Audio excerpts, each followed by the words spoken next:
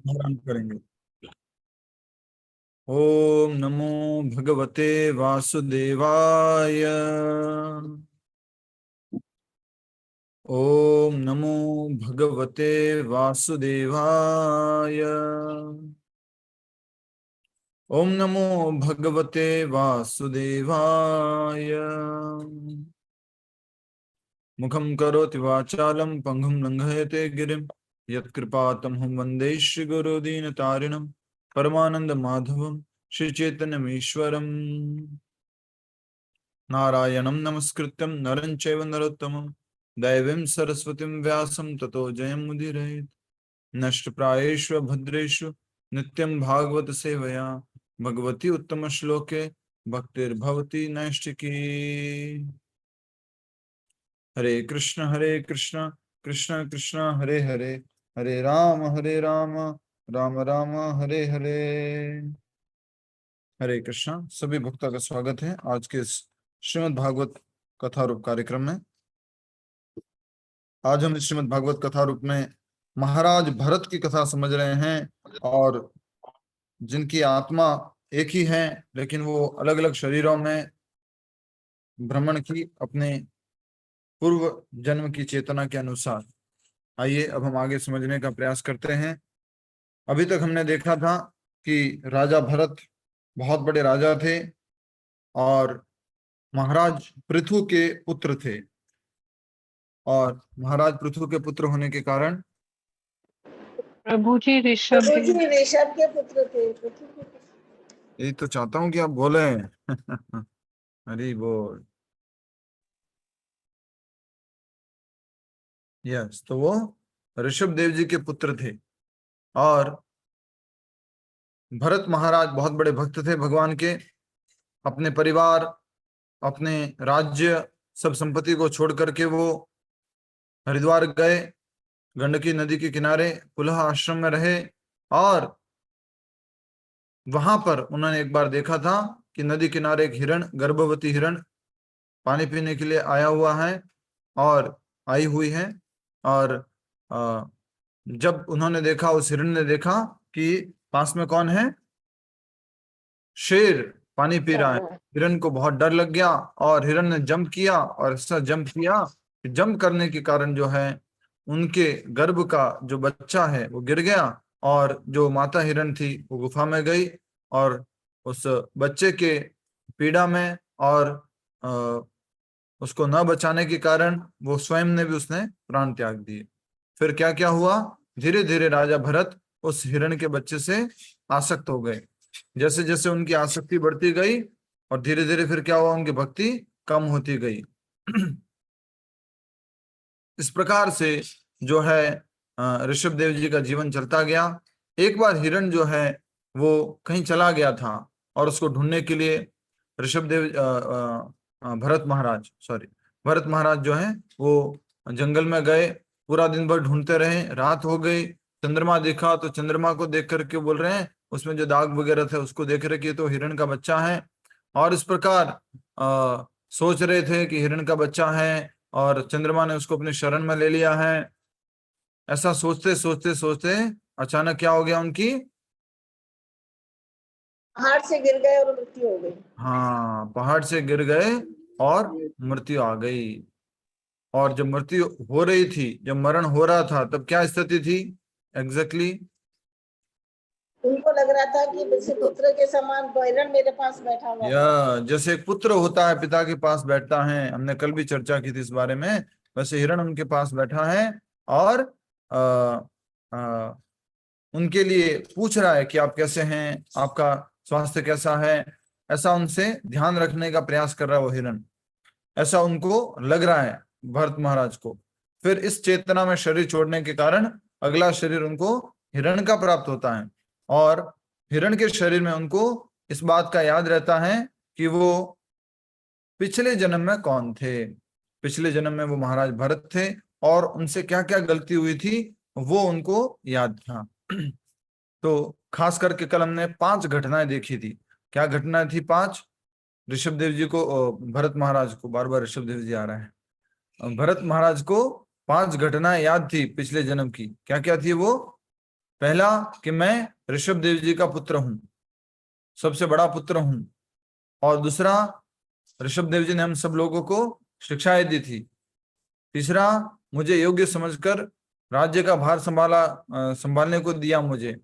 और चौथा, मैंने जो है अपने आध्यात्मिक उन्नति के लिए सब परिवार राज्य को छोड़ दिया। और पांचवा, मैंने एक बार जंगल में देखा हिरण के उस बच्चे को और मैं उससे आसक्त हो गया, और इस कारण से मुझे अभी अगला जन्म हिरण का मिला है। तो शरीर तो हिरण का था, लेकिन चेतना कैसी थी? आध्यात्मिक चेतना, आध्यात्मिक थी। इस प्रकार ये राजा भरत जो है हिरण बने। तो इसको इस तरह से हम समझ सकते हैं, राजा भरत, हिरण भरत, और आगे हमने देखा था जड़ भरत। ठीक है, राजा भरत और फिर बोलो हिरण भरत, हिरण भरत और जड़ भरत। जड़ भरत। बहुत बढ़िया। तो इस प्रकार से हम देख सकते हैं कि भरत महाराज के 3 जन्म हुए, राजा भरत, उसके बाद में हिरण भरत और जड़ भरत। हमने जहां तक पढ़ा था उससे हम आगे पढ़ने का प्रारंभ कर रहे हैं, आगे पढ़ना जी। सबसे निवेदन है स्वाध्याय किया कीजिए। आज से मेरा हर दिन आपसे निवेदन रहेगा कि प्रतिदिन खुद से भी पढ़ा करें। तो जड़ भरत की कहानी में हमने देखा था, क्योंकि उन्होंने पिछले जन्म में भक्ति की थी, इसलिए कौन से पिछले जन्म में, जल्दी से बताओ। पिछले जन्म में भक्ति करने के कारण उनको क्या मिला? राजा भरत के थे जब राजा भरत। ठीक बात है। पिछले जन्म में भक्ति करने के कारण, पहले जन्म में भक्ति करने के कारण, पहले वाले में क्या मिला उनको? हिरण का शरीर मिला। और कैसा शरीर मिला? भक्ति करने के कारण नहीं, मतलब हिरण के शरीर में उनको याद रहा कि मैं पिछले जन्म में कौन था। और फिर क्या हुआ? अगले जन्म में हिरण के शरीर में उन्होंने क्या किया था? अपना परिवार, अपनी माँ, इन सबको भी छोड़ करके वापस पुलह आश्रम चले गए थे, और वहां पर उन ऋषि मुनियों के साथ में रहे, उनकी वाणी सुनी, उनका सत्संग किया, और इस प्रकार से जो है वो अगले जन्म में ब्राह्मण परिवार में जन्म लिए। सीधा ऐसा नहीं हुआ कि हिरण के शरीर के बाद में अलग अलग योनियों से पूरा क्रमशः मनुष्य योनि में आए, सीधा आ गए। तो बहुत ही सुंदर एक यहाँ पर शिक्षा आती है। वो शिक्षा ये थी कि भरत महाराज जो है वो भक्ति करने के लिए इस्कॉन मंदिर नहीं गए थे, जंगल चले गए, इसके लिए वो हिरण से आसक्त हो गए। मैं क्या कहना चाहता हूं, कौन बताएगा? कौन बताएगा? हम कहीं भी आसक्त हो सकते हैं, कहीं भी रह के। इस्कॉन मंदिर नहीं गए, वो जो है जंगल चले गए। तो बताइए क्या कहना चाहते? तो कहीं भी हो सकती है ना। एक जना सुनिधि सिंह माता जी बोल लो पहले। प्रभु जी अगर मंदिर आते तो वो प्रभुपाद जी से आसक्त होते और गुरु की कृपा नहीं, से। नेक्स्ट ब्रजेश्वरी माता जी। हरे कृष्ण प्रभु जी। नहीं था उनके पास, क्या नहीं था? साधु संग नहीं था। स्वाति जी। हाँ वही प्रभु जी, भक्तों की क्या बात है, संगत। बिल्कुल सही उत्तर, हरि बोल। ब्रजेश्वरी माता जी, वेरी नाइस। क्या हुआ? जंगल चले गए अकेले। बहुत सुंदर बात है यहाँ देखना भक्ति की। ये हमारे प्रभु जी ने हमारे को जब हमने ज्वाइन किया था मंदिर तब बताया था। क्या बात? कि अगर हम साधु संग में नहीं हैं तो क्या होगा? अगर हम साधु संग में नहीं हैं तो क्या होगा? ऑल डाउन हो जाएगा। आसानी से हम अपने पद से गिर सकते हैं, आसानी से। अगर हमारे से कुछ गलती हो जाए और अगर हम साधु संत में हैं, साधु संग में हैं, तो क्या होगा? बोलो क्या होगा? हमारी भक्ति में प्रगति होगी, उन्नति होगी प्रभु जी। अगर हम कुछ गलत रास्ते पे हैं और हम साधु संगति पे हैं तो क्या होगा? गाइडेंस मिलने का साथ जाने से बच जाएंगे। ठीक है। हरे कृष्णा। बहुत इंपॉर्टेंट शिक्षा है यहाँ पर, सभी लोग ध्यान से सुनिए। हरे कृष्णा। अगर ये राजा भरत जो अपने राज्य को, पत्नी को, बच्चों को, सबको छोड़ के आए थे, किसकी भांति? जैसे एक आदमी जो है अपना क्या पास कर देता है, मल पाल कर मल को निकालता है और मल से वो आसक्त नहीं होता, ऐसे जो है ये राजा भरत अपने परिवार को छोड़ के आए थे। लेकिन हुआ ये कि वो अकेले थे जंगल में और भक्ति कर रहे थे, भाव के स्तर पर पहुंच गए थे। लेकिन जब हिरण के उस बच्चे को देखा तो उनके प्रति दया आ गई उनको, और उनको वो लेके आ गए, उसको ठीक रखा, कोई बात नहीं, थोड़ा सा उसको ठीक रखना, स्वास्थ्य ठीक करना बिल्कुल ठीक था। पर गलती क्या हुई? आगे गलती ये हुई कि वहां पर उन्होंने अपना लगाव ज्यादा उससे कर लिया और जो भक्ति है वो कम हो गई। अब सोचो यहाँ पर कोई डिवोटी होते, अगर और भी कोई यहाँ पर अभ्यास करने वाले भक्त होते तो क्या होता? अब उससे हिरण से आसक्त नहीं उनको होते। समझाते थे। हाँ, कैसे कैसे सुने भरत जी, भरत प्रभु, हरे कृष्ण भरत प्रभु, बहुत अच्छा आपने हिरण को बचाया। थैंक यू भरत प्रभु, बड़ा अच्छा लगा हमें कि आपने दया की उस हिरण के बच्चे के प्रति। लेकिन मुझे ऐसा लग रहा है कि आजकल थोड़ी आसक्ति आपकी ज्यादा हो रही है उस बच्चे के प्रति। थोड़ा देखिए, माला वाला कम हो गई है ऐसा लग रहा है, और 16 माला नहीं हो रही है, भक्ति नहीं हो रही है।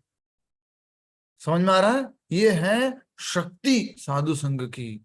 अगर साधु संघ में है तो वो हमें बचा लेंगे, हम बच जाएंगे। पर साधु संघ में भी कौन बच सकता है? जो बचना चाहता है, ये याद रखिएगा। साधु संघ में भी कौन बच सकता है? जो बचना चाहता है। आपको बार बार आके कहा भी जाएगा, देख तू क्या कर रहा है, ऐसे मत कर, निकल बाहर यहां से, मत फंस।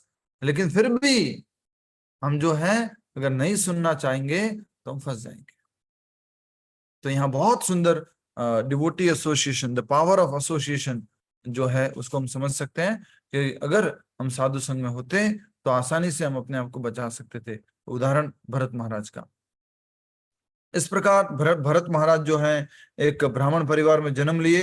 अत्यंत शुद्ध घर में हुआ उनका जन्म। अंगिरा मुनि के वंशज थे। वे ब्राह्मण समस्त सद्गुणों से संपन्न थे और उन्होंने वैदिक शास्त्रों का गहन अध्ययन किया हुआ था।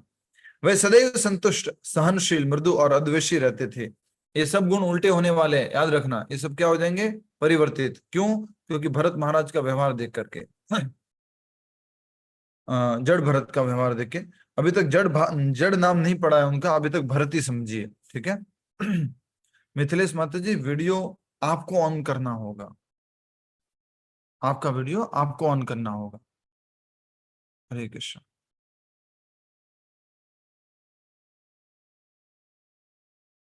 ठीक है।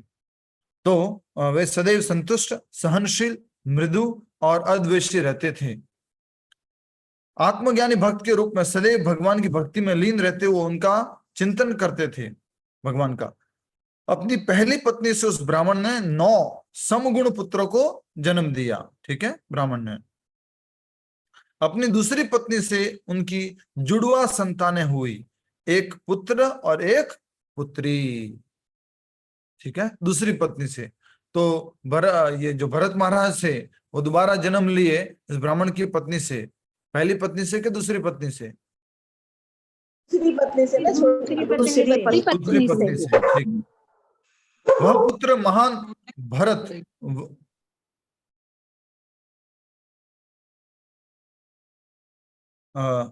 वह पुत्र महान भक्त भरत महाराज ही थे और इस कथा में उनका नाम जड़ भरत हुआ।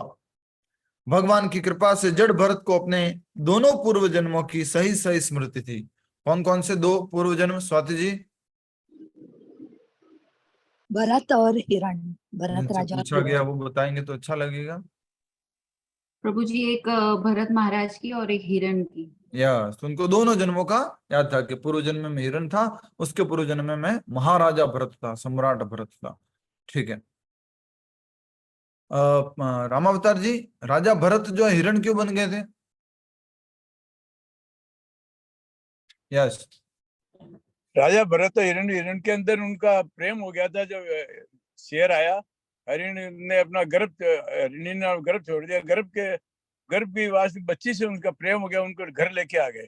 उनका अंतिम यात्रा में भी हरिण से प्रेम था। यस, जब शरीर छोड़ रहे थे तब हिरण उसको, बन गए। हाँ, जब शरीर छोड़ रहे थे तो उस हिरण का स्मरण आया। और भगवान भगवत गीता में कहते हैं, हाँ, यस, भगवान भगवत गीता में कहते हैं 8वें अध्याय के 6ठे श्लोक में, क्या कहते हैं? यम यम वापि स्मरण भावम तजत्यंते कलेवरम, कि अंत काल में जिस जिस भाव में आप शरीर छोड़ते हो उसी उसी भाव को प्राप्त करते हो। नेक्स्ट, भगवान की कृपा से जड़ भरत को अपने दोनों पूर्व जन्मों की सही सही स्मृति थी। ब्राह्मण जन्म होने के पश्चात भी उन्हें हर समय भय रहता कि कहीं वे अभक्त संबंधियों और पड़ोसियों के संग के कारण पुनः अपने भक्ति पथ से भ्रष्ट न हो जाए। ये भय हम सब लोगों को होना चाहिए। ये भय हम सब लोगों को होना चाहिए। कल भी हमने बताया था। कौन सा भय है? भक्तों की संगति ना छूट जाए, नाम जप न छूट जाए, कुसंगति में न पड़ जाए। ये भय हम सब लोगों को होना चाहिए। इसलिए दूसरों के समक्ष वे सदैव पागलों जैसे अर्थात गूंगे, बहरे और अंधे जैसा व्यवहार करते थे, जिससे लोग उन पर ध्यान न देकर उन्हें अकेला छोड़ दें। परंतु अपने अंतःकरण में जड़ भरत सदैव भगवान के चरण कमलों का चिंतन करते और उनकी महिमाओं का गान करते। इसलिए उनको क्या बोला गया? जड़। राजेंद्र प्रसाद जी, जड़ का मतलब क्या है? जड़ भरत से क्या अर्थ है यहाँ पर? जड़ भरत का प्रभु जी की सांसारिक आसक्ति से विरक्त होते। जड़ से क्या मतलब है? जड़ मतलब स्थिर। स्थिर। तो उनकी चेतना, उनकी बुद्धि भगवान में स्थिर थी। और इसी बात को भगवत गीता में 2 अध्याय के 55, 56, 57, 58 आदि श्लोकों में समझाया है। 54वें श्लोक में अर्जुन ने प्रश्न पूछा था, स्थित प्रज्ञस्य का भाषा समाधिस्थस्य केशव। हे केशव, स्थित प्रज्ञ की क्या परिभाषा है? तो सेम बात यहां पर देख सकते हैं कि जो जड़ भरत जो थे वो पूरी तरह से अपनी चेतना को भगवान में जड़ किए हुए थे। सभी लोग इशारा कीजिए, अपनी चेतना को भगवान में जड़ किए हुए थे, पक्का एकदम जड़ स्थिर। वे स्वयं को कुसंग से बचाने के लिए बाह्य रूप से पागलों जैसा व्यवहार करते थे। और जड़ व्यक्ति मनुष्य दूसरे लोगों को कैसा लगता है? मूर्ख लगता है, पागल लगता है।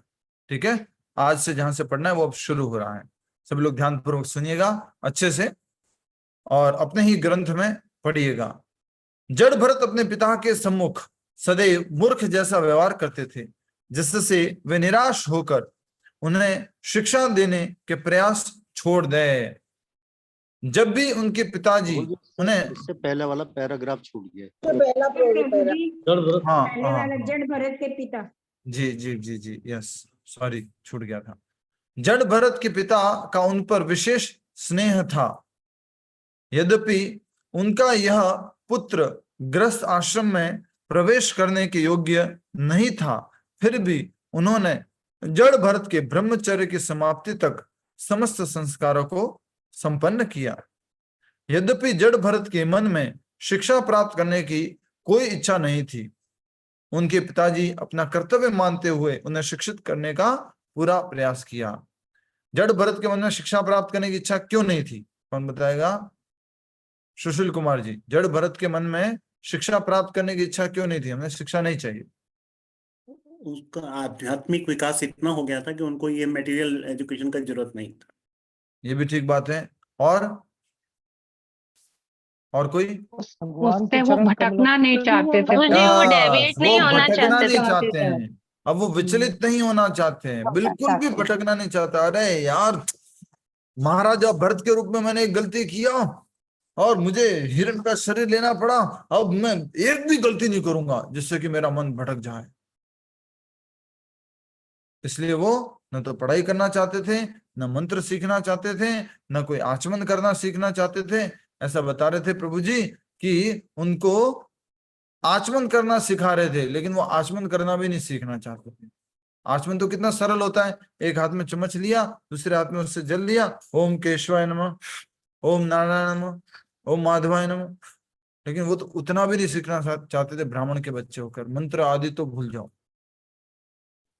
तो इस प्रकार उनका स्नेह बहुत था उनके पिताजी का, उनको शिक्षित करने का प्रयास कर रहे थे, लेकिन वो शिक्षा नहीं लेना चाह रहे थे और अपना कर्तव्य मानते हुए उन्हें शिक्षित करने का प्रयास किया।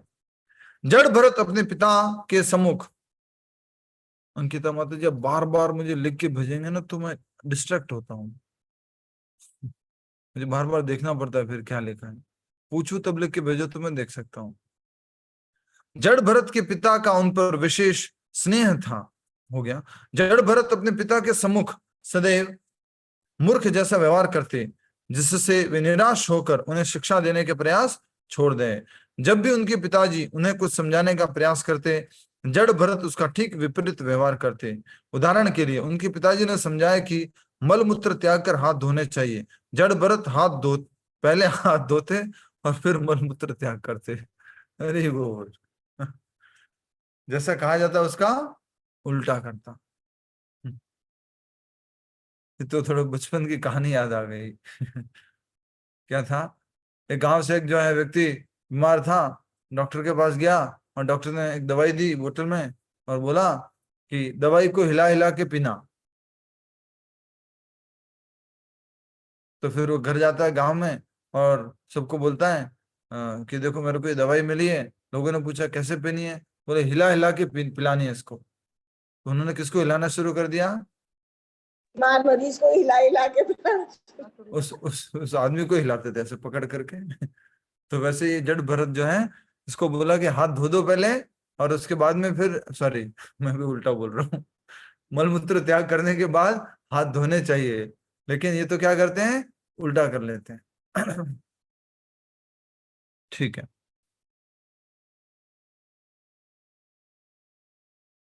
हाँ उदाहरण दे दिया, ठीक है। उनके पिताजी ने उन्हें गायत्री मंत्र सिखाने का प्रयास किया, परंतु 4 महीने प्रयत्न करने के पश्चात भी जड़ भरत ने कुछ नहीं सीखा। उन्होंने हार कर प्रयास छोड़ दिए। परंतु फिर भी वे ब्राह्मण अपने पुत्र से इतना अधिक प्रेम करते थे कि उसे अपने प्राणों से अधिक चाहते थे।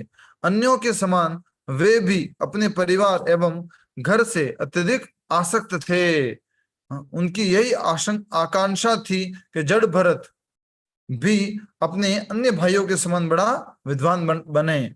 जड़ भरत को वैदिक ज्ञान, स्वच्छता, अग्नि यज्ञ एवं अनुष्ठानों और गुरु की सेवा आदि विषयों की शिक्षा देने में विफल प्रयास करते करते वे ब्राह्मण पूरी तरह भूल गए कि एक दिन उन्हें अपना शरीर त्यागना है।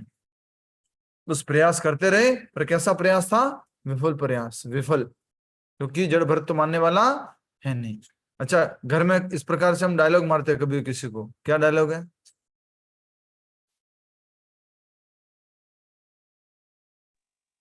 ये कभी नहीं सुधरेगा। हाँ, और हम सब लोगों के लिए भी बोला हुआ है। हम सब लोगों ने एक ग्रुप ज्वाइन कर रखा है, HNS, हम नहीं सुधरेंगे। हरि बोल। पढ़ाई कीजिए, नहीं। माला जप कीजिए, नहीं। प्रसाद पाइए, नहीं। नहीं सुधरेंगे, नहीं सुधरेंगे।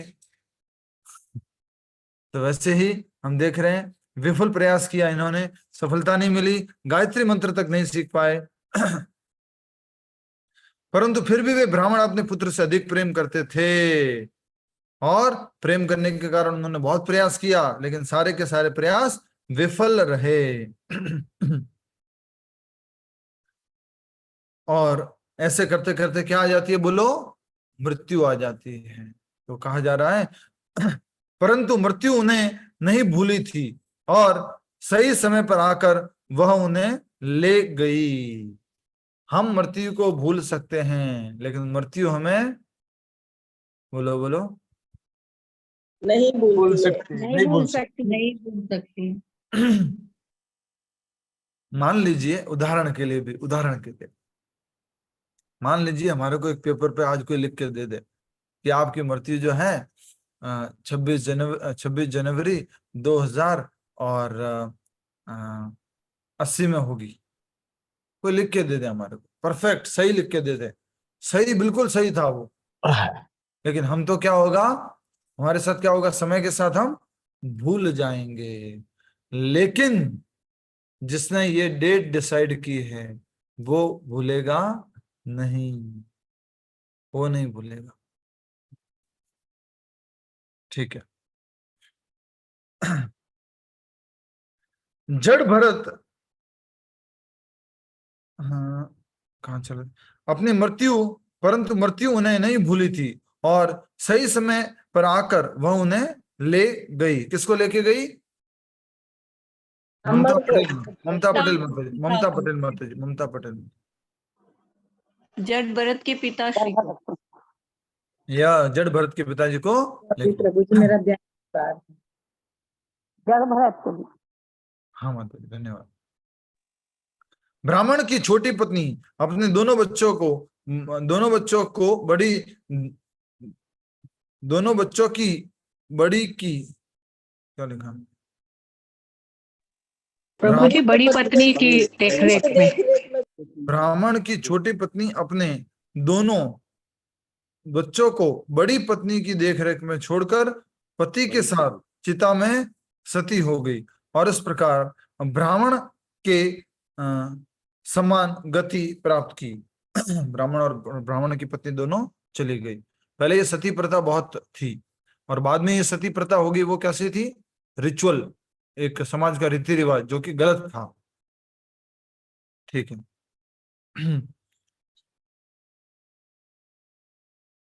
जड़ भरत के पिता की मृत्यु के पश्चात उनके 9 सौतेले भाइयों ने उनकी शिक्षा के लिए कोई प्रयास नहीं किया, क्योंकि वे उन्हें जड़ बुद्धि तथा निपट मूर्ख मानते थे। 9 भाइयों ने किसकी शिक्षा के लिए प्रयास नहीं किया? जड़ भरत की। या जड़ भरत की। ठीक है। क्योंकि वे उसे निपट मूर्ख मानते थे। ठीक है।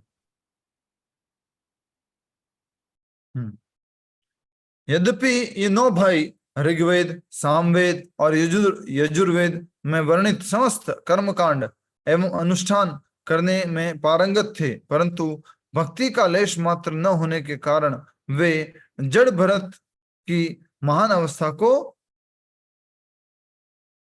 समझकर उसकी सराहना नहीं कर पाए। बहुत इंपॉर्टेंट बात कही जा रही है। क्या देखा उन्होंने? ये तो क्या है? मूर्ख है, तो उसकी वैल्यू उन्होंने नहीं की। सेम बात कई बार हमारे परिवार में हो जाती है। कोई व्यक्ति बहुत अच्छा जानकारी रखने वाला होता है, लेकिन हम क्या करते हैं?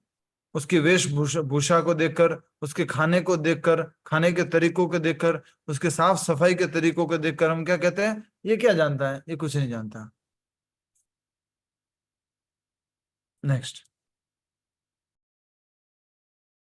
ठीक है। तो पिताजी चले गए तो जो 9 उनके साथ में उनके भाई थे, उन्होंने बिल्कुल भी उनका ध्यान नहीं रखा, पढ़ाई वगैरह करने में मदद नहीं की।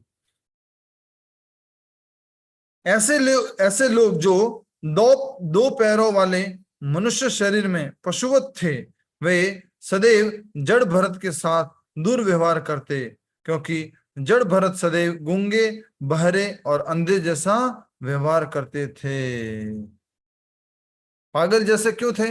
गूंगे, बहरे और अंधे जैसा क्यों थे जड़ भरत? बोलो। वो भौतिक जीवन में प्रवेश करना नहीं चाहते थे। यस, वो किसी भी प्रकार से अपना ध्यान डाइवर्ट करना नहीं चाह रहे थे, किसी भी प्रकार से। एक बार गलती हो गई, अब मैं ये गलती नहीं करना चाहता, इस गलती को पुनः दोहराना नहीं चाहता। ठीक है। परंतु उन्होंने न तो कभी किसी का प्रतिरोध किया और न ही उन्हें अपनी श्रेष्ठ स्थिति के विषय में अवगत कराने का प्रयास किया। जड़ भरत को भिक्षा, बेगारी अथवा स्वेच्छा से प्राप्त जो कुछ भी मिल जाता, चाहे वह स्वादिष्ट होता अथवा स्वाद विहीन, वे उससे खाकर संतुष्ट रहते। बहुत बड़े ब्राह्मण घर में थे, 9 भाई थे, लेकिन फिर भी कैसे रह रहे? भिक्षुक की तरह, भिक्षुक की तरह, भिखारी। गरीब भिक्षु की तरह, भिखारी की तरह। चूंकि वे शारीरिक चेतना से पूरी तरह परे थे। शारीरिक चेतना क्या होती है? शारीरिक चेतना मैं शरीर हूँ। देहात्म बुद्धि। मैं और मेरा आत्मबुद्धि। हाँ, मैं और मेरा, मैं और मेरा, ये होगी देहात्मिक बुद्धि, अर्थात मैं ये शरीर हूं। ठीक है। अच्छा, दो पैरों वाला पशु किसे कहा गया? पशुवत। मनुष्य को कहा है। मनुष्य को क्यों? कहेगी। क्योंकि उसको बहुत आध्यात्मिक ज्ञान नहीं है। या जिसको आध्यात्मिक ज्ञान नहीं है, जिस मनुष्य को आध्यात्मिक ज्ञान नहीं है, उसको क्या कहेंगे? द्विपाद पशु। द्विपाद पशु, दो पैरों पर पशु। ठीक है। क्योंकि वे शारीरिक चेतना से पूरी तरह परे थे, इसलिए उन्होंने कभी भी इंद्रिय तृप्ति के लिए कुछ नहीं खाया।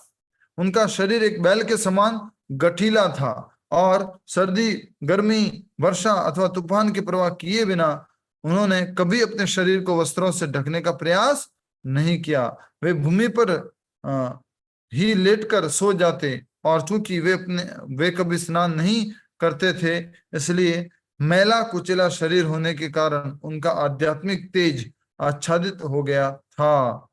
वे केवल गंदा सा एक लंगोट पहनते थे और उनका जनेऊ कुछ समय पहले ही काला हो चुका था। तो 3 सिम्टम बताए। कौन कौन से सिम्टम बताए? 3 बोलो। प्रभु जी बताऊं? हाँ बताइए। स्नान नहीं करते थे, मतलब हाँ। कि चले बस उनका शरीर हो गया था, इसलिए इस चीज से उनका आध्यात्मिक तेज जो था ढक गया था।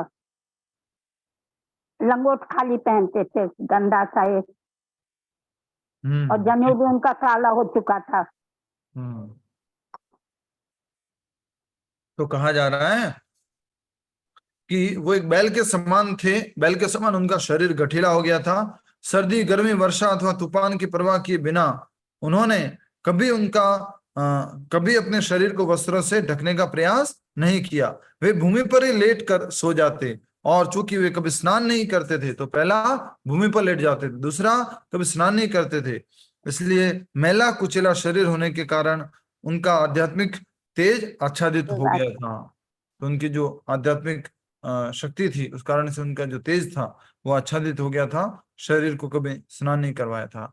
अच्छा, एक और हमने पढ़ा था, अभी भी पढ़ा था, कि एक व्यक्ति थे, वो स्नान नहीं करते थे और वो क्या बोलते हैं, पाइथन, अजगर के जैसे पड़े रहते थे और मलमूत्र त्याग करते रहते थे। ऋषभ देव जी, प्रभु जी। हाँ, ऋषभ देव जी, वही ना जो कि शत्रुघ्न के पिताजी थे, वही ना? नहीं, भरत के पिताजी। इन्हीं के पिताजी, इन्हीं के पिताजी। अच्छा, आगे बढ़ते हैं। शत्रुघ्न के पिताजी जड़ भरत कब थे? वही सब माते, अब क्यों इतना परीक्षा लेते?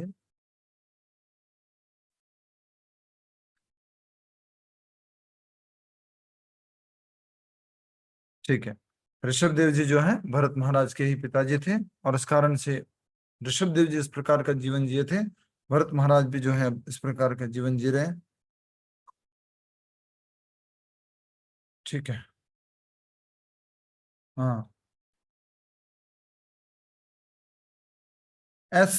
चूंकि वे शारीरिक चेतना से पूरी तरह परे थे, इसलिए उन्होंने कभी भी इंद्रिय तृप्ति के लिए कुछ नहीं खाया। उनका शरीर एक बैल के समान गठीला था और सर्दी, गर्मी, वर्षा अथवा तूफान की परवाह किए बिना उन्होंने कभी अपने शरीर को वस्त्रों से ढकने का प्रयास नहीं किया। शरीर को वस्त्रों से नहीं ढका, पहला। दूसरा, वे भूमि पर लेटकर सो जाते, शरीर को ढका नहीं, भूमि पर लेट के सो जाते, चूंकि वे कभी स्नान नहीं करते थे और स्नान भी नहीं करते थे, इसलिए मैला कुचला शरीर होने के कारण आध्यात्मिक तेज आच्छादित हो गया था। वे केवल गंदा सा एक लंगोट पहनते थे और उनका जनेऊ बहुत समय पहले ही काला हो चुका था। जनेऊ समझते हैं आप सब लोग? जनेऊ कितने लोग समझते हैं जनेऊ? ठीक है। लंगोट समझते हैं? लंगोट कितने लोग समझते हैं? लंगोट सारे समझते हैं? वाह, हरि बोल। तो उनका जो लंगोट था वो भी गंदा हो गया था, जनेऊ था वो काला हो गया था। चूंकि जड़ भरत अपने भोजन के लिए कार्य करते थे, इसलिए उसके सौतेले भाइयों ने इसका लाभ उठाया और उससे खेतों में कड़ा परिश्रम करवाने लगे। जो 9 भाई थे वो क्या करने लगे? जड़ भरत से परिश्रम करवाने लगे, मजदूरी करवाने लगे, मेहनत का काम करवाने लगे। वास्तव में जड़ भरत को इस बात का तनिक भी ज्ञान नहीं था कि किसी कार्य को किस प्रकार किया जाता है, किसी कार्य को किस प्रकार किया जाता है, तो इसके बारे में किसको ज्ञान नहीं था? जड़ भरत को।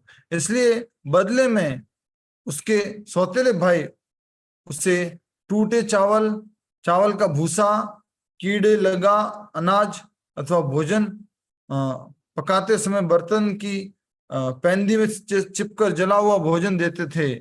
फिर भी जड़ भरत जो मिलता उसे अमृत मानकर बिना किसी दुर्भावना के स्वीकार करते थे। हमारे लिए संभव है? कितना कितना लिखा है देखो, टूटे चावल, चावल का भूसा, कीड़े लगा अनाज और भगवान को जो भोग लगता है। हरे कृष्णा।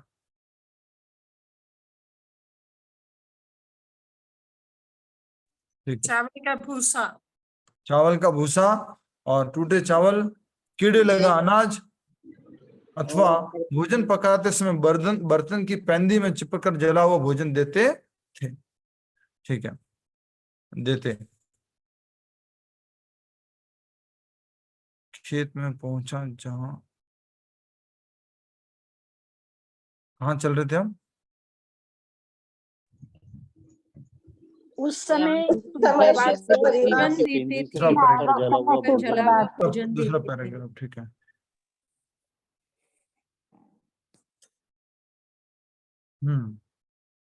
उस समय शूद्र परिवार से संबंध रखने वाला डाकुओं का एक सरदार वहां आया। वह पुत्र प्राप्त करने की इच्छा से भद्रकाली देवी को किसी एक जड़ पुरुष की बलि देना चाहता था। यहां से कथा शुरू होती है। नेक्स्ट बोलो भद्रकाली मैया की जय। किसी ने भद्रकाली मंदिर देखा है कहीं पर? जी प्रभु जी। हाँ जी प्रभु जी, देखा। कहाँ पर? बंगालियों का इधर बसंत कुंज में ही है एक, हम वहाँ गए थे, मार्केट के पीछे है। और कलकत्ते में भी है, कांगड़ा में भी देखा, कांगड़ा में भी देखा, नेपाल में भी है प्रभु जी। ठीक है, ठीक है, ठीक, हमारे गांव में भी है, कलकत्ता में भी है काली माता मंदिर। ठीक है। वो तो बहुत भयंकर है, हम बहुत डर गए थे। कलकत्ता वाला बहुत भयंकर है। अभी कहानी बहुत रोचक शुरू होने वाली है। आज की क्लास का टाइटल क्या दिया था? बोलो, आज की क्लास का टाइटल क्या दिया था? देखते नहीं है? भद्रकाली माता का जन्म। जन्म। माँ काली का अपनी ही मूर्ति से इसको तोड़कर प्रकट होने की कथा। यस, माँ भद्रकाली का अपनी ही मूर्ति को तोड़कर उस मूर्ति से प्रकट होने की कथा। तो यहां से ध्यान से समझेंगे। उस समय शूद्र परिवार से संबंध रखने वाला डाकुओं का एक सरदार वहां आया। वह पुत्र प्राप्त करने की इच्छा से भद्रकाली देवी को किसी जड़ पुरुष की बलि देना चाहता था। जड़ पुरुष मतलब मूर्ख हो गया, यहाँ तो मूर्ख होगा।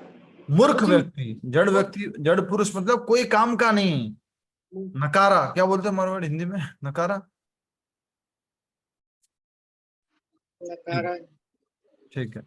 तो मूर्ख व्यक्ति की वो हाँ निठल्ला उस समय शूद्र परिवार से संबंध रखने वाला डाकुओं का एक सरदार वहां आया। वह पुत्र प्राप्त करने की इच्छा से भद्रकाली देवी को किसी जड़ पुरुष की बलि देना चाहता था। उसने एक ऐसे व्यक्ति को पकड़ भी लिया जो पशु जैसा ही था, परंतु वह रात के अंधेरे में वहां से भाग निकला। सरदार ने अपने आदमियों को किसी अन्य पशु की खोज करने के लिए भेजा। नर पशु की। यस, सरदार ने अपने आदमियों को किसी अन्य नर पशु क्या हुआ? पागल। ठीक है, पागल। अब कौन हाथ में आएगा बोलो उनके? एक तो ऑलरेडी पकड़ लिया था, वो भाग के चला गया। अब कौन हाथ में आने वाला है? यस, जड़ भरत हाथ में आने वाला है। वो भी क्या है? पागल जैसे हैं। और वो कौन थे 2 जन्म पहले? महाराज भरत। महाराज भरत। आगे बढ़ते हैं।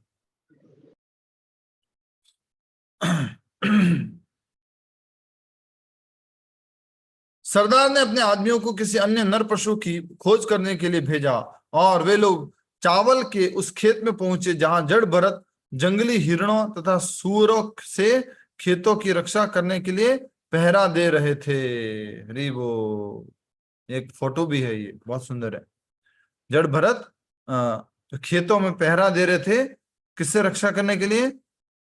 जंगली हिरणों और सूअरों। जैसे ही उन डाकुओं ने जड़ भरत को देखा, वे समझ गए कि उनके उद्देश्य के लिए वह व्यक्ति सर्वोपयुक्त है। सर्वोपयुक्त है।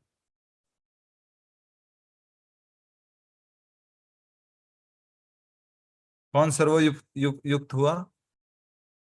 जड़ भरत। बलि चढ़ाने के लिए।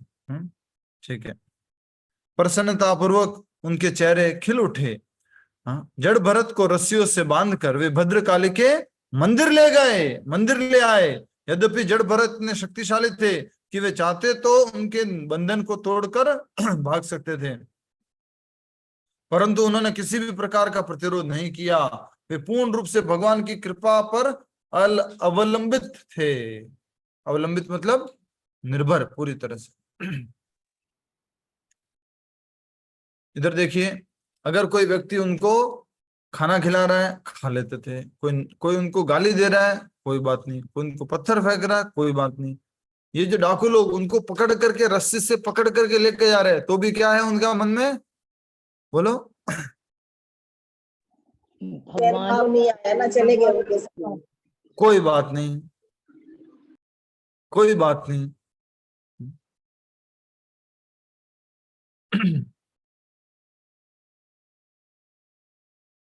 ठीक है, आगे बढ़ते हम। हाँ, तुम कहाँ पहुंच गए थे? जो डाकू हैं वो जड़ भरत को लेके गए हैं और उनको क्या किया? उन्होंने क्या किया? अपने मन के अनुष्ठान भोजन खिलाया। हाँ, उनको बढ़िया से भोजन खिलाया। जैसे ही उन डाकुओं ने जड़ भरत को देखा, वे समझ गए कि उनके उद्देश्य के लिए यह सर्वोयुक्त हैं। प्रसन्नता पूर्वक उनके चेहरे खिल उठे। जड़ भरत को रस्सियों से बांधकर वे भद्रकाली के मंदिर में ले आए। यद्यपि जड़ भरत उनके इतने शक्तिशाली थे कि वे चाहते तो उनके बंधन को तोड़कर भाग सकते थे, परंतु उन्होंने किसी भी प्रकार का प्रतिरोध नहीं किया। वे पूर्ण रूप से भगवान की कृपा पर अवलंबित थे। अपने मन गढ़ंत अनुष्ठानों के अनुसार डाकुओं ने सबसे पहले जड़ भरत को अच्छी तरह नहलाया और फिर उन्हें नए वस्त्र पहनाए। विभिन्न आभूषण तथा फलों की मालाओं से सजाकर उनके शरीर पर चंदन का लेप लगाया और भरपेट भोजन खिलाया। किसने खिलाया? डाकुओं ने। किसको खिलाया? जड़ भरत को। हाँ, जड़ भरत को बंदी बना के लाया था। उसको मारने के लिए, बलि चढ़ाने के लिए, ठीक है। तत्पश्चात जड़ भरत को देवी काली की मूर्ति के सम्मुख लाया गया। ध्यान से सुनिए, तत्पश्चात जड़ भरत को देवी काली की मूर्ति के सामने लाया गया और उस समय धूप दीप फूलों अत्र नवीन कपोलों और फलों से उनकी पूजा अर्चना की जा रही थी। काली की पूजा करते समय वे डाकू गीत गा रहे थे और ढोल या बिगुल बजाते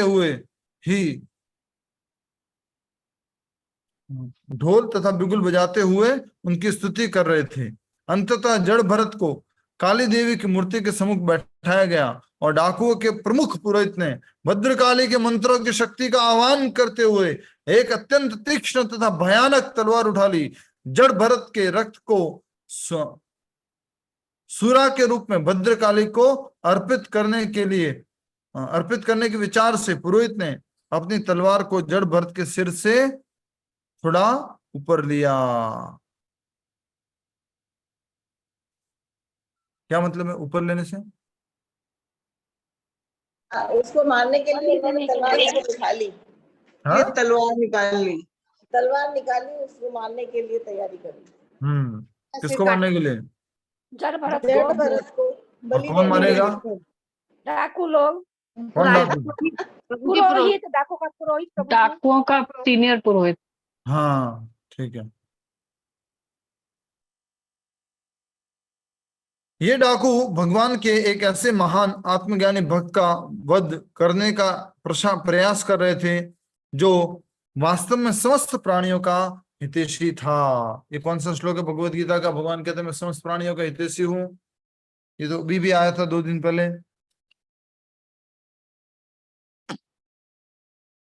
भगवान कहाँ कहते हैं कि मैं समस्त प्राणियों का हितैषी हूं? 5.29। यस, आपकी आवाज कम आती है, जब हमेशा जब भी बोले माइक को पास में रखो। बोलिए। 5.29 प्रभु। यस, अब ठीक है आवाज। 5वें अध्याय का 29वां श्लोक क्या कहता है? भोक्ताराम यज्ञ तपसाम सर्वलोक महेश्वरम सूरदम सर्वभूतानाम, सूरदम सर्वभूतानाम, सभी जीवों का सूरद मित्र हूं, भगवान कह रहे हैं। ठीक है।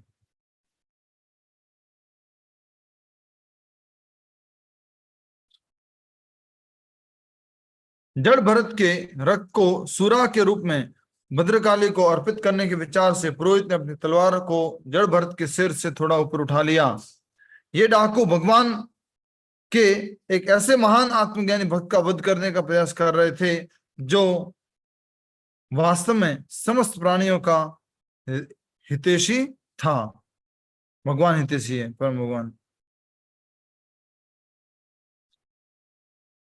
ठीक है।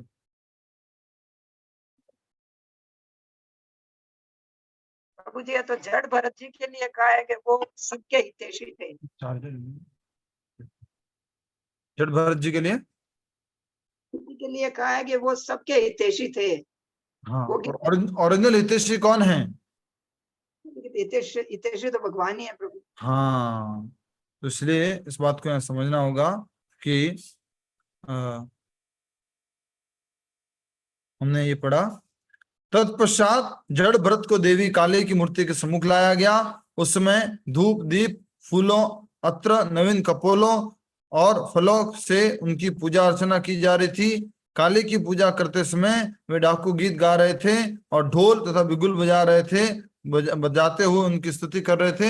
अंततः जड़ भरत को काली देवी की मूर्ति के सम्मुख बैठाया गया और डाकुओं के प्रमुख पुरोहित ने भद्रकाली के मंत्रों की शक्ति का आह्वान करते हुए एक अत्यंत तीक्ष्ण तथा भयानक तलवार उठा ली। जड़ भरत के रक्त को सूरा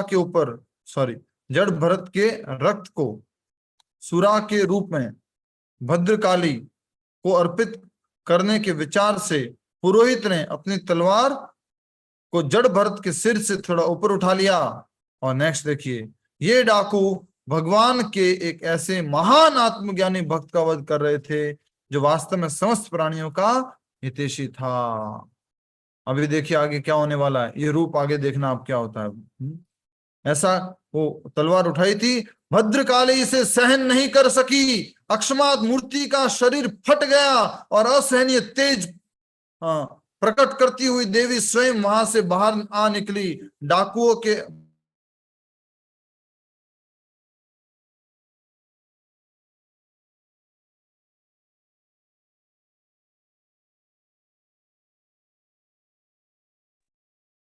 प्रभु जी आपकी आवाज नहीं आ रही।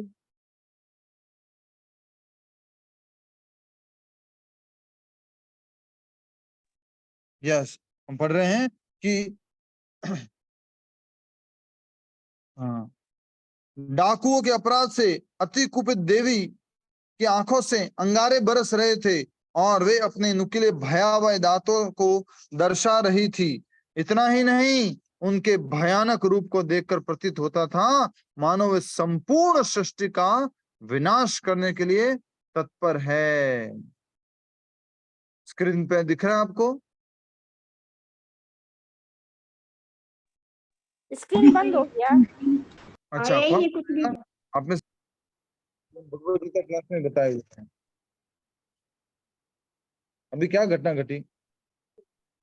नहीं देख पाई प्रभु जी। हाँ, नहीं देखा, मैं बात कर रही थी। अब आ गया प्रभु जी स्क्रीन पे। नहीं, मैं ये कह रहा हूँ अभी घटना क्या घटी? अभी हम क्या पढ़ रहे हैं? प्रीति गुप्ता माता जी, पुस्तक कहाँ है? प्रभु जी, पढ़ो, उसमें से कहाँ चल रहे हैं बताओ। प्रभु जी पुस्तक है, पर बेटे के सर आए तो कुछ बात कर रहे थे तो मैं उनसे बात करने लगी थी। बात कर रहे थे, पढ़ा रहे थे तो ओके इसलिए। ओके, कोई बात ठीक है। तुम बात कर रहे थे कि ये जो भद्रकाली मैया थी, उसने देखा कि ये जड़ भरत जो हैं उनकी बलि चढ़ा रहे हैं, तो उन्होंने क्या किया? बिना देरी के उस मूर्ति से फटकर प्रकट हैं। इस बात को सोचिएगा, ये बहुत पहले हम भगवद गीता की क्लास में भी बता चुके हैं। मूर्ति को फटकर, मूर्ति तोड़कर भद्रकाली मैया बाहर प्रकट हुई है। बोलो भद्रकाली मैया की जय। 2 भागों में टूट गई मूर्ति और बहुत आवाज हुई, गर्जना सी हुई। और वो अकेली नहीं आई, साथ में कौन आई? साथ में कौन आए? 9 देवी पिचासिनी सब। हाँ, डाकनी पिचासिनी सब। पिशाचिनी उनके साथ में आए। ठीक है, तो वो डाकुओं के अपराध से अति कुपित देवी की आंखों से अंगारे बरस रहे थे और वे अपने नुकीले भयावह दांतों को दर्शा रही थी। इतना ही नहीं, उनके भयानक रूप को देखकर प्रतीत होता था मानो वे संपूर्ण सृष्टि का विनाश करने के लिए तत्पर हैं। अपनी वेदी से छलांग लगाकर काली ने पुरोहित के हाथ से वह तलवार छीनी और अत्यंत स्फूर्ति से डाकुओं के सिरों को उनके धड़ों से अलग करने लगी। तब वे अपनी डाकिनी और पिशाचिनियों सहित उनकी गर्दनों से बहते रक्त को पीने लगी, मानो वह कोई सुरा हो। नशे में मदोन्मत होकर देवी और उनकी संगिनियां उच्च स्वर में गाने लगी और इतने भयावह रूप से नृत्य करने लगी मानो वे संपूर्ण ब्रह्मांड को नष्ट कर देगी। इस प्रकार आमोद प्रमोद करते हुए वे भूतनियां और राक्षसियां डाकुओं के सिरों को गेंद की तरह प्रयोग करने लगी। हरि बोल। अच्छा, आप में से कौन बताएगा? हाथ खड़ा करना, ठीक है। ये जो जड़ भरत थे, इनकी बलि जो है चढ़ाई जा रही थी माता काली को, भद्रकाली को। ठीक है, तो भद्रकाली को बलि चढ़ा रहे थे, भद्रकाली को प्रसन्न करने के लिए चला रहे थे। डाकू को क्या चाहिए था उनसे? उन डाकुओं को क्या चाहिए था उनसे? पुत्र चाहिए, सरदार को पुत्र चाहिए था। डाकुओं के सरदार को पुत्र चाहिए था। तो वो भद्रकाली की प्रसन्नता के लिए ऐसे कर रहे हैं। पहली बात तो ये कैसी पूजा थी? मन घड़त पूजा, मन घड़त अर्पण करना। दूसरा बताइए कि चलो जैसा भी था, पर वो कर तो प्रसन्न रहे थे भद्रकाली को। फिर भद्रकाली अपनी मूर्ति को तोड़कर बाहर क्यों आई? ये दूसरा बहुत बड़ा एग्जाम्पल है कि मूर्ति में भगवान होते हैं। अपने भक्त की रक्षा करने के लिए। कौन बोला? लक्ष्मी लक्ष्मी हाँ अग्रवाल। ठीक है, इनसे पूछो, वो उत्तर देंगे। हाथ खड़ा कीजिए। लक्ष्मी माता जी का उत्तर आ चुका है। भद्रकाली जो है उनकी प्रसन्नता के लिए जड़ भरत की बलि चढ़ाई जा रही थी। फिर वो मूर्ति तोड़कर बाहर क्यों आई, और उन्होंने जो बलि चढ़ा रहे थे उनको क्यों मार दिया, उनके सिर को धड़ से क्यों अलग कर लिया? कौन बताएगा?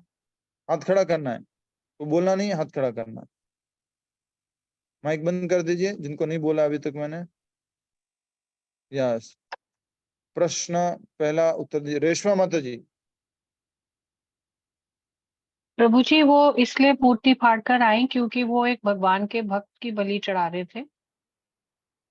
यस ठीक है, नेक्स्ट कौन बताएगा? दूसरा। हितैषी थे जड़ भरत जी, हाँ? वो मंगल की पूजा थी प्रभु जी। हितैषी थे वो, हितैषी एसी थे मतलब? हितैषी थे ना वो। प्राणियों के समस्त प्राणी के हितैषी। हितैषी थे। हाँ जी। ठीक है, मैं एसी सुन लिया। क्योंकि भगवान के महान भक्त थे जड़ भरत जी। सबसे इंपॉर्टेंट उत्तर है जो आप लोगों ने दिया है, कुछ लोगों ने। भद्रकाली मैया स्वयं भगवान की भक्त हैं, और ये जो भरत महाराज थे ये भी किनके भक्त हैं? भगवान श्री कृष्ण के भक्त हैं। ऐसी स्थिति में भद्रकाली मैया को बिल्कुल भी सहन नहीं हुआ कि किसी वैष्णव की बलि मेरे सामने चढ़े। तो भद्रकाली ने क्या किया? विग्रह से प्रकट होकर के बाहर आए, विग्रह के 2 टुकड़े हो गए, और जहां वहां पर जितने भी लोग थे, सरदार के हाथ से वो जो तलवार थी वो ली, और जितने भी लोग थे उनको उन्होंने मार दिया, सिर को धड़ से अलग कर दिया, और उनका खून जो है वो पीने लग गई। और ये सब देख करके जड़ भरत बहुत डर गए थे। कौन बताएगा क्या हुआ? वो वैसे के वैसे ही थे। हाँ, जड़ भरत के अंदर कोई परिवर्तन नहीं आया। मार रहे थे, मार लो। भद्रकाली आकर के बचा रही है, ठीक है, कोई बात नहीं। कंप्लीट सरेंडर जो है हम देख सकते हैं यहाँ पर, ये हम सब लोगों के सामने प्रस्तुत किया है। क्योंकि वे पूर्ण रूप से भगवान पर अवलंबित थे प्रभु जी। यस,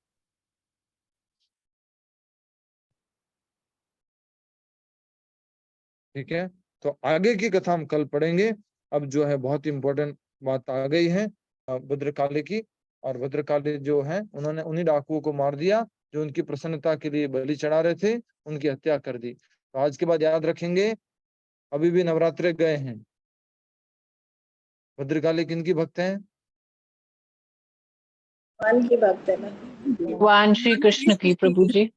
यस, उसी कालिया के भक्त जिनकी वो बहन है। और वो कालिया कौन है? कृष्ण। भगवान श्री कृष्ण। हाँ, उनकी सिस्टर प्रभु भी जी लगती है। महामाया है, भगवान की महामाया। जी मदर, उनकी सिस्टर भी लगती है। सोचो, इतने बड़े भक्त होने के कारण भद्रकाली जो है ये सहन नहीं कर पाई, और वो उस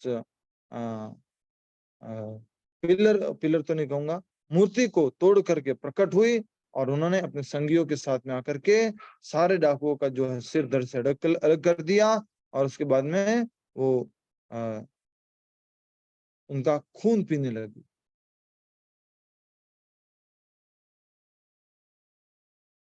ठीक है, इस प्रकार से ये बहुत ही सुंदर आगे आई है अभी बात। इसके आगे हम और समझेंगे। आज हम यहीं पर समाप्त कर रहे हैं। भद्रकाली के मंत्रों की शक्ति का आह्वान करते हुए एक अत्यंत तीक्ष्ण तथा भयानक तलवार उठा ली। जड़ भरत के रथ को सुरा के रूप में भद्रकाली को अर्पित करने के विचार से पुरोहित ने अपनी तलवार को जड़ भरत के लिए के सिर से थोड़ा ऊपर उठा लिया। ये तो हो गया ना, सॉरी। हाँ ठीक है, ये पेज में हो गया अपना। नीचे पश्चात सिंधु और सौरी स्वर में यस वो गाने वाला आया ना। जी जी माता जी, वो क्या है पीछे डाकू गीत, डाकू। हाँ जी माता जी, हरे कृष्ण। पीछे डाकू भी गीत गा रहे थे। हरे कृष्णा, माइक बंद कर दीजिए। डाकुओं ने भी गीत गाया था और इन्होंने भी गीत गाया। इसने नशे में मनोद्मत्त होकर देवी और उनकी संगिनियां उच्च स्वर में गाने लगी और इतने भयावह रूप से नृत्य करने लगी मानो वे संपूर्ण ब्रह्मांड को नष्ट कर देगी। इस प्रकार आमोद प्रमोद करते हुए वे भूतनियां और राक्षसियां डाकुओं के सिरों को गेंद की तरह प्रयोग करके खेलने लगी। कल हम इसके आगे पढ़ेंगे, समझेंगे और बहुत ही सुंदर आगे वर्णन। प्रभु जी सूरा क्या है कि सूरा देना चाहते थे? हाँ, जनरली साधारण भाषा में सूरा मतलब तो नशा, जो ड्रिंक होती है उसको कहा जाता है। जी। तो उनके खून मदिरा। को, उनके मदिरा हाँ, उनके ब्लड को प्रभु एक जी पात्र में डाल करके, कपाल में डाल करके वो अर्पण करना चाहते हैं। प्रभु और जी, कोई? भरत जी की सिस्टर भी थी, उनका कोई जिक्र नहीं है। 9 भाइयों का जिक्र है, उनकी सिस्टर का क्या हुआ है नहीं, कोई भी उसका उसमें दिया नहीं है। हाँ, मुख्य मुख्य बातें बताई गई है क्योंकि ये कथा पूरी की पूरी भरत महाराज के लिए थी ना, कि पूर्व जन्म में वो महाराज भरत थे, फिर वो हिरण बने और फिर आगे क्या हुआ, तो वो समझाने के लिए कथा आई है, न कि किसी की डायनेस्टी समझा रहे हैं। ऐसा नहीं अभी है कि वो भरत महाराज, जुड़वा सिस्टर थी, 9 भाइयों का जिक्र तो है पर बहन का ही जिक्र नहीं है। ये जस्ट भरत महाराज की कथा को फोकस करने के लिए कथा सुनाई गई है। देखिए ना, इसमें ये नहीं बताया, जरूर ये मन नहीं में आई बताया। थी बात, मैंने पूछ। ठीक बात है, ठीक बात है, ठीक है। नेक्स्ट, और कोई प्रश्न? कोई भी हरे प्रश्न कृष्ण प्रभु। इम्पोर्टेंट है? हाँ, हरे कृष्ण प्रभु। प्रभु मैंने सुना है ये भद्रकाली को महावैष्णवी भी बोला जाता है और ये यस भगवान की परम भक्त है, इसीलिए। और ये जो भी सुरा जो भी पी रहे हैं वो उनकी डाकनी और पिशाचनी वगैरह पी रहे हैं, ना कि देवी पी रही हैं। हाँ, तो जो उनके साथ में जो संगिनियां आई थी, उन्होंने सारा ये सूरा को पिया है। सूरा अर्थात वो जो खून था उसको पीने वाली, ये उनके साथ में संगिनियां थी, वो थी। हरे कृष्ण प्रभु, एक और क्वेश्चन है प्रभु। ये प्रभु जी, माता जी पूछ रहे, यस माता जी। प्रभु, एक तो मैंने देखा ये जैसे भरत परम भक्त हैं और उनके पिताजी ऋषभ देव स्वयं भगवान है, तो इनका अंत समय में ऐसा कंडीशन क्यों हुआ है? वो मतलब ऐसा, मतलब कहाँ, दोनों कैसे? ही, जैसे ऋषभ देव भी बहुत मतलब उनको लोग के ऊपर उनके थूकते थे और वो कुछ नहीं रिएक्ट करते थे, ये भी वही उसी सिचुएशन में आ गए थे। जो ऋषभ देव कौन थे? ये भरत के पिता थे कौन वो? भगवान के अंशकारी थे, भगवान थे, स्वयं स्वयं भगवान। तो स्वयं भगवान वो एक लीला कर रहे हैं, उदाहरण प्रस्तुत कर रहे हैं इस भौतिक जगत के प्रति निरासक्ति का, अपने पुत्रों को शिक्षा देने के बाद। जड़ भरत की बात चेतना की है, वो चेतना से विचलित नहीं होना चाहते थे, इसलिए उन्होंने जड़ जैसा एक रूप लिया, पागल जैसा एक रूप लिया। अभी आगे आप देखेंगे यही जड़ भरत क्या करते हैं, राजा रघुगण को शिक्षा देते हैं। राजा रघुगण को यही जड़ भरत शिक्षा देते हैं।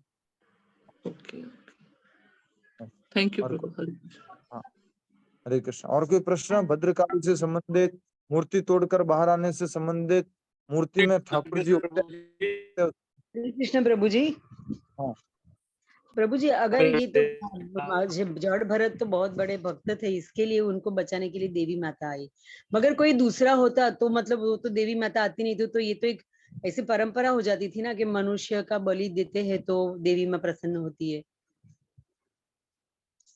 हाँ, पर अगर कोई भगवान का भक्त है तब तो देवी माँ बचाएगी, और देवी माँ दूसरे तरीके से भी बचाएगी। कब बचाएगी?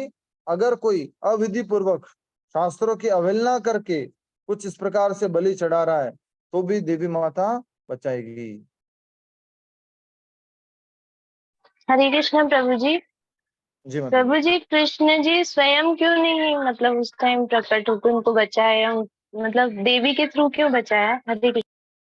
फिर हमें कैसे समझ में आता कि मूर्ति में भगवान होते हैं, मूर्ति में देवी होती है?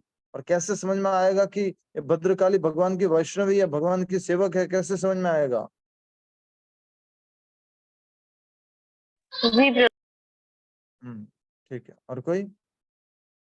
हरे कृष्णा प्रभु जी, ये माँ काली की ने भी दर्शन दिए थे अपने स्वामी रामकृष्ण परमहंस को, ऐसा भी कहीं मैंने पढ़ा है। जी, मतलब क्या क्या कहना चाह रहे हैं? नहीं, मैं तो ये कहना चाह रहा हूँ कि स्वामी रामकृष्ण परमहंस को भी दर्शन दिए थे माँ काली ने, ऐसा मैंने कहीं पढ़ा था, या उनके भक्त थे वो। उनके भक्त थे वो, हम इस प्रकार से कहेंगे। ठीक है। राम परमहंस उनके भक्त थे। हरे कृष्णा प्रभु जी। हरे कृष्णा। ये प्रभु जी काली है जो मतलब मनुष्य का बलि क्यों लेते हैं? कृष्ण भगवान की भगत है भी। वो कहाँ ले रहे हैं? लोगों ने अपनी मर्जी से मन गढ़ंत, लिखा हुआ ना, मन गढ़ंत परंपरा बना ली बलि चढ़ाने की। अभी भी जो परंपरा चल रही है काली कलकत्ते वाली, तेरा वचन न जाए खाली, हाँ।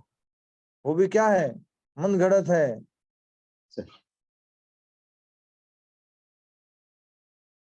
मन गढ़ंत है। हम गए थे कलकत्ता में, याद है, मन यात्रा लेके गए थे मायापुर, फिर लोगों ने फोर्स किया कि प्रभु जी कलकत्ता में काली माता के भी दर्शन कराओ। मायापुर आ गए, कलकत्ता आ गए, तब क्यों नहीं दर्शन करवा रहे हो? हम हमारी इच्छा नहीं थी, फिर भी हम लेके गए, और वहां जाके देखते हैं क्या देखा हमने। हम लोग को तो नहीं ले गए प्रभु जी। बलि देते हैं प्रभु जी, खून पड़ा प्रभु जी वहाँ पे बहुत गंदगी होती है, बलि चढ़ती है। कि वहां लोग जो हैं ट्रांसपेरेंट पॉलिथीन में कुछ बलि चढ़ा के लेके जा रहे हैं, कुछ मांस लेके जा रहे हैं, कुछ खून गिर रहा है। और प्रभु जी वहाँ पे साक्षात माता पे चढ़ती भी है। लगा, इतना बुरा लगा, पूरा डिसाइड कर लिया कि दुनिया कितना फोर्स कर ले, लेकिन हम उनको नहीं लेके जाएंगे। यस, और कोई तो प्रश्न है तो पूछ। एक कहावत है, God help those who help themselves. तो महाराजा भरत की कहानी सुनकर ये लगता है कि उन्होंने बिल्कुल ही सब कुछ छोड़ दिया था कि भाई जो कुछ होता होने दो, तो फिर भी भगवान उनकी हेल्प कर रहे हैं और उनके साथ वही सब हो रहा है जो अच्छा होना चाहिए। तो ये कहावत जो बनी है कि भगवान उन्हीं की मदद करते हैं जो अपनी मदद खुद करते हैं। ये कहावत तो इंग्लिश में किसने बोली है, ठीक बात है, बट यहाँ पर हम ये कह सकते हैं कि जड़ भरत खुद की मदद कर रहे थे। कैसे मदद कर रहे थे? अपनी चेतना को भगवान में स्थिर करके। अगर वो भगवान में चेतना स्थिर नहीं करेंगे और इधर उधर से अपना प्रोटेक्शन सीख करने की कोशिश करेंगे, तो आप क्या सोचते हो भगवान प्रकट होंगे? द्रौपदी का जो चिरहरण हुआ, ऐसा कहा जाता है कि साधना जब तक पूरी नहीं होती तब तक भगवान प्रकट नहीं होते हैं। साधना की एपिटोम पे पहुंच रही थी द्रौपदी, अभी तक क्या सोच रही थी? चलो God help those help. Draupadi को भी याद आ गया वहां पर उस टाइम में, जब चिरहरण हो रहा है तब याद हो गया, God help those who help themselves. चलो मैं अपनी मदद करती हूँ, भगवान आएंगे, मैं मदद करती हूँ। भगवान वेट कर रहे, तो छोड़, तू तेरी मदद नहीं कर सकती, मैं आऊंगा तब। उस परिस्थिति का इंतजार कर, भगवान समर्पण देखते हैं, सरेंडर देखते हैं। भक्त प्रहलाद का भी उदाहरण है प्रभु जी। सरेंडर है इसमें, सरेंडर इम्पोर्टेंट है। ये कहावतें अगर इंग्लिश में किसी ने बनाई हैं तो वो इम्पोर्टेंट नहीं है। भगवत गीता भगवान जो कहते हैं सर्वधर्मान परित्यज्य माम एकम शरणम व्रज, तो वो ज्यादा इम्पोर्टेंट। हरे कृष्ण प्रभु जी। यस माता जी। प्रभु जी, जैसे भगवत गीता है वैसे मैंने सुना उद्धव गीता भी है क्या? यस माता जी। तो उसमें जो मतलब है गाना, गीत का मतलब है गाना या शिक्षा। तो इस तरह से बहुत सारे, रुद्र गीता भी तो अभी हमने पढ़ा था। रुद्र गीता कहाँ पढ़ी थी हमने भागवत में? कौन बताएगा? प्रचेताओं को उन्होंने प्रचेताओं की कहानी में प्रभु जी। जी शिव जी सुना रहे रुद्र सुनाई। साथी के 10 पुत्रों को जो है शिक्षा दी थी शिव जी ने, उसको रुद्र गीता कहा जाता है।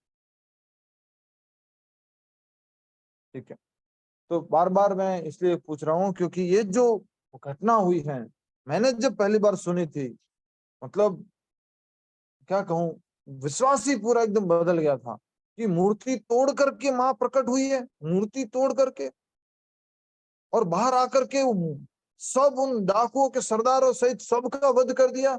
उनका खून इकट्ठा करके उन लोगों ने आपस में, उनकी संगिनियों ने पीछ दिया, डाकियों ने, पिशाचियों ने, पिशाचिनियों ने। उस प्रकार से जड़ भरत का कुछ नहीं है, बस आराम से उठ के खड़े होकर के निकल गए। कोई लेना न देना, कौन आया, किसने रक्षा की, क्या हुआ, कोई मतलब। जड़ स्थिर है, अभी भी मन भगवान में स्थिर। खाना खिला रहे, भगवान में मन स्थिर है। नहला रहे, भगवान में मन स्थिर है। उनको बढ़िया तैयार कर रहे, कपड़े वगैरह पहना करके, भगवान में मन स्थिर है। वेदी पे लेके जाया गया, गर्दन वगैरह ऐसे रखी गई, भगवान में मन स्थिर है। तो ये बहुत बड़ा समर्पण का प्रतीक है। महाराज भरत की कथा ये जो है, हम सब लोगों को भी इस प्रकार का समर्पण आना चाहिए। ठीक है, अभी हम सब लोग मिलकर के जाप करते हैं। आज थोड़ा सा कथा में ऊपर नीचे में रहा, उसके लिए क्षमा चाहता हूँ।